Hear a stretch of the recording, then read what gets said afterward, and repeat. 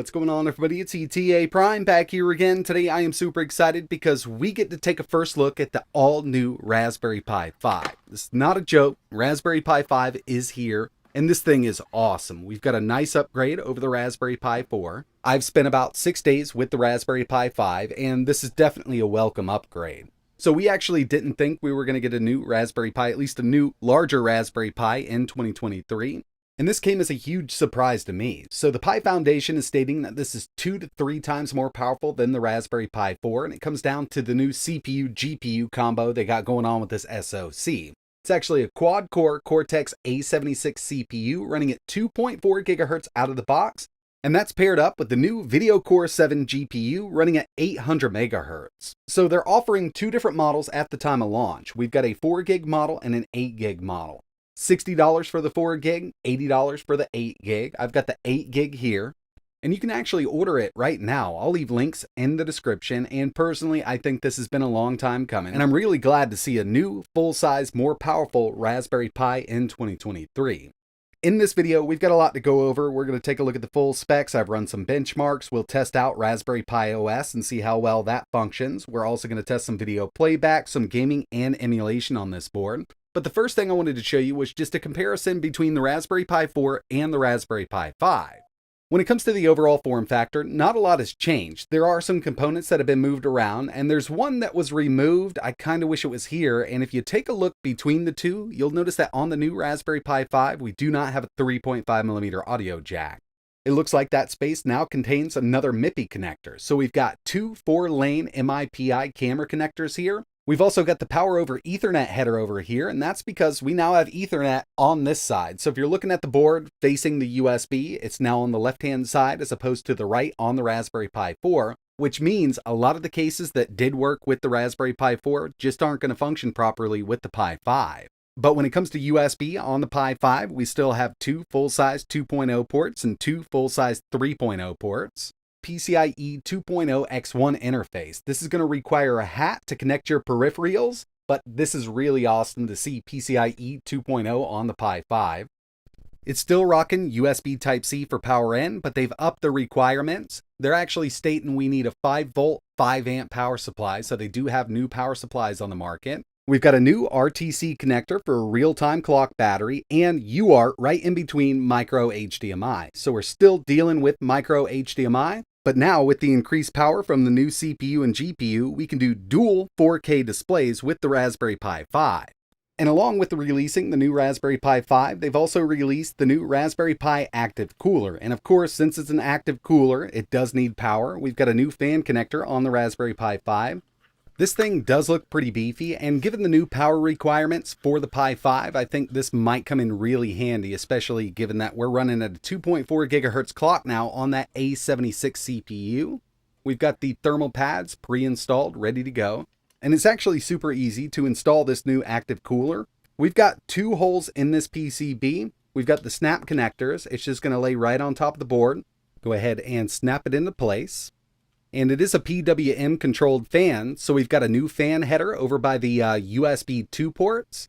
We'll just plug this directly in, and I'm sure we'll see some software to allow us to control this. But it actually looks pretty good once it's all assembled.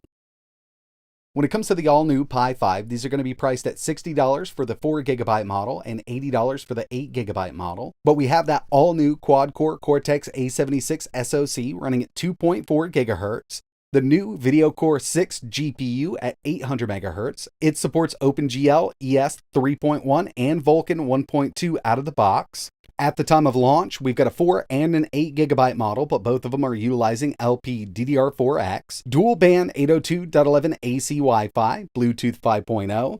The micro SD card slot does support high-speed SDR 104 mode for high-speed SD cards. We've got gigabit Ethernet with power over Ethernet. That all-new PCIe 2.0 X1 interface, which is going to come in really handy. Personally, I can't wait to see what Jeff Geerling does with this. It's going to be absolutely amazing. It's got the standard Raspberry Pi 40-pin GPIO layout, and something brand new here for the Raspberry Pi, we've got a physical power button on the Pi 5. Okay, so here we are with Raspberry Pi OS on the Raspberry Pi 5. Real quick, we'll just run NeoFetch. As you can see, we've got the Pi 5, Model B, Revision 1.0, kernel 6.10, LXDE desktop, as you can see here, and we've got the 8GB model, and this will clock up to 2.4 gigahertz stock. Now, I haven't done any overclocking just yet. I will save that for another video because I think we'll be able to take this up quite a bit, but I wanted to show you what it would do in its stock form factor. So first things first, this definitely feels a lot snappier than the Raspberry Pi 4, and I know there's been a lot of updates to the Raspberry Pi 4. I'm sure we'll see performance updates with the Raspberry Pi 5, but if you're used to using that, you will notice a difference. I mean, everything just loads up a lot quicker. The Pi Foundation states that the Raspberry Pi 5 is 2 to 3 times faster than the Raspberry Pi 4, and they didn't specify GPU or CPU, but I did run some benchmarks on both. First up, we've got Speedometer 2.0. This is a browser speed test. Basically, it just kind of refreshes and reloads a new page. Per minute, the Pi 4, 27.8, the Pi 5, 64.1. So we've got a nice jump in performance there. Next up, we've got a simple GPU test using OpenArena. So this is the time demo on the Raspberry Pi 4, same exact settings here, averaged 41 FPS. On the Pi 5, 60 FPS, and for some reason I couldn't unlock that frame rate to get it any higher, but I think it will go there. And the final one we have here is Geekbench 5. On the Raspberry Pi 4, single core coming in at 239. Not great, multi 711. On the Pi 5, single core 612, multi 1617. Looking pretty good so far, and it's still a bit early. Both of these were at the stock clocks, and of course with the Pi 5, we've got a higher clock CPU. I will run some overclock benchmarks in the future, but let's go ahead and test out some more real-world stuff. Another area I've noticed a huge speed increase is just overall web browsing. So we're going to head to, let's say, Raspberry Pi's website. See what happens here. Not speeding this up. This is real time. Yeah, this is awesome. So let's check out their hardware. At the time of making this video, it is not up on their website, but if you go there right now, it should be there.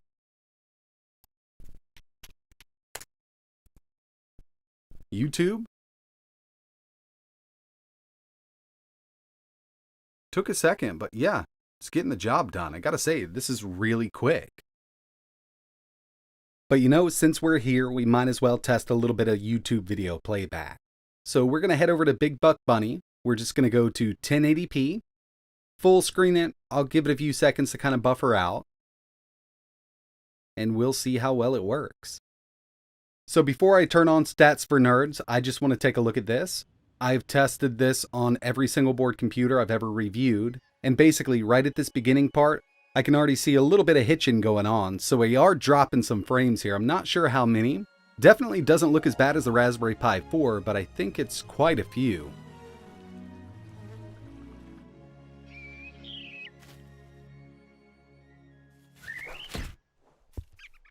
Let's check it out with Stats for Nerds. And yeah, so 1080p 60 with Chrome right now is dropping quite a few frames, but to tell you the truth, I mean, it's really not too bad. If I didn't have Stats for Nerds on, I'd be totally content watching this at 1080p 60.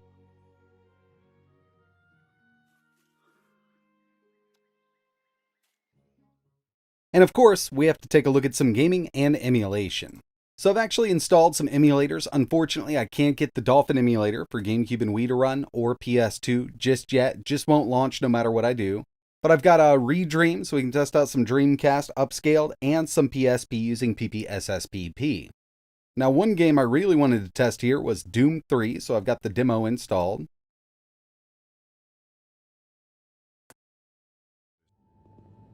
This is at 600 by 800, and we've got a low-medium mix going on. FPS is up in the top left-hand corner, looking pretty good like this, and at 720p we can average around 45 FPS. So right now you can see it does dip down every once in a while, and at 720p, when we get into these big corridors, it drops down to around 14 FPS, but then picks right back up. So some more driver optimizations for this new GPU are definitely needed, but it's really awesome to see it running this well.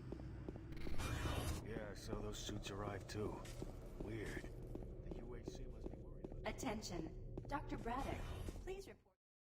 Next on the list is some emulation testing, and I haven't even tested RetroPie. I've just been using Raspberry Pi OS. I'm sure it'll work in the future if it's not already working at the time I'm making this video. But we're going to go with, oh, I got Redream somewhere else here. So we'll test out some Dreamcast emulation. So yeah, with Redream, it's looking pretty good here. And you know, in the past, I've actually had really good luck with Flycast also. That's definitely a video I want to dive into. I'd like to install as many emulators as we can, maybe run some Batocera or RetroPie on this unit and see what we can really do. But right now, the Pi 5 is handling Dreamcast quite well. And you know, we've got to test out some PSP. I'm going to be using the standalone version of PPSSPP. And this is actually an older build. This is the only one I could get to work. So we don't have Vulkan support with this one, but I'm sure we will get Vulkan support once more people get their hands on the Pi 5. But we're at 3x resolution with Tekken Dark Resurrection, OpenGL backend, no frame skip. Load right in here. And you can see this game runs amazingly at 3x resolution. Personally, I can't wait to see what the community does with the Raspberry Pi 5 and emulation. I think we've definitely got a nice little powerhouse here. Of course, it's not the most powerful SBC on the market, but there's one last PSP game that I want to test here, and that's going to be Chains of Olympus. You know we had to go to it.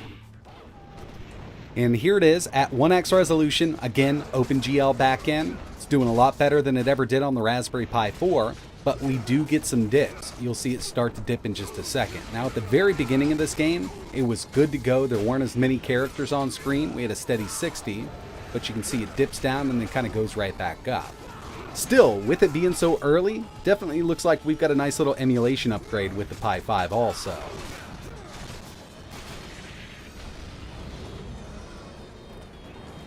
Okay, so my first impressions of the Raspberry Pi 5, this is definitely a welcome upgrade over the Raspberry Pi 4. With the time I've spent using the Pi 5, everything just seems to be a lot faster on it, and rightly so. I mean, we've got a brand new board here with a more powerful SoC. Price is going to be a factor for a lot of people, given that at launch they're only launching the 4 and the 8GB model. Priced at $60 and $80 respectively might be a bit high for some people, but maybe in the future we'll see, you know, the 2 gig or maybe even a 1 gig. I'd actually love to see a 16 gig Raspberry Pi 5 hit the market. I think that would be absolutely amazing. I've got a lot more videos coming, and if there's anything else you want to see running on this, just let me know in the comments below. I'm definitely going to be testing out some more emulation here. I want to get Dolphin installed and PS2. But that's going to wrap it up for my first look video at the Raspberry Pi 5. If you're interested in learning a little more, maybe pick one of these up. I'll leave some links in the description. And again, if there's anything else you want to see running on the Pi 5, just let me know down below. But that's it for this one. And like always, thanks for watching.